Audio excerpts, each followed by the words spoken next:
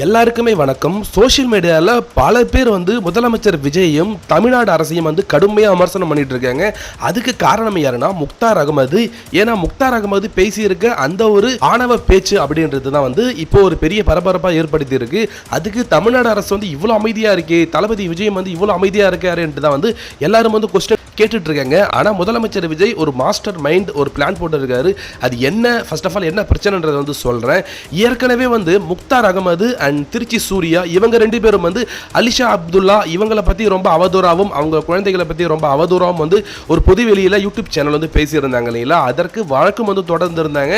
அதனால் திருச்சி சூர்யாவை மட்டும் கைது பண்ணியிருந்தாங்க. அது மட்டும் கிடையாது, நேற்று கூட மாரிதாஸ் கைது பண்ணியிருந்தாங்க. அவங்க அமைச்சர் கீர்த்தனாவை ரொம்ப அவதூறாவும் ஏஐ புகைப்படத்தை வச்சு போஸ்ட் போட்டிருந்தாங்கன்றதுக்காக அவங்கள கைது பண்ணியிருந்தாங்க. ஆனா முக்தார் அகமது இது வரைக்கும் கைது பண்ணாமலே இருக்காங்க.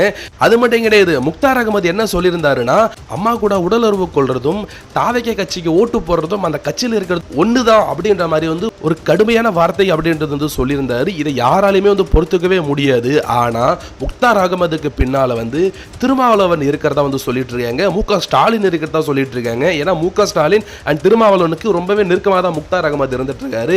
தமிழ்நாடு அரசு அண்ட் தளபதி விஜயோட தமிழக வெற்றி கழகம் ஆட்சிக்கு வந்தாலும் முக்தார் அகமதை ஒண்ணுமே பண்ண முடியல என்று எதிர்கட்சிகளா இருக்க நிறைய பேர் இப்ப கொஸ்டின் பண்ணிட்டு இருக்காங்க. ஏன் முக்தார் அகமதை மட்டும் விட்டீங்க, திருச்சி சூர்யா மாரிதாஸ் தான் இழிச்ச வாங்கலான்னு கேட்டுட்டு இருக்காங்க. ஆனா வந்திருக்க தகவல் என்னன்னா, ஏற்கனவே முக்தார் அகமதை கூட்டிட்டு போய் வச்சு செஞ்சு விட்டுருக்காங்களாம். இதுக்கப்புறம் தமிழ்நாடு அரசு பத்தியும் தளபதி விஜயை பத்தி அவதூறா பேசுறேன்னா வச்சு செஞ்சிரும் அப்படின்னு ஆல்ரெடி வச்சு செஞ்சுதான் அனுப்பி இருக்கிறதா சொல்லிட்டு இருக்காங்க.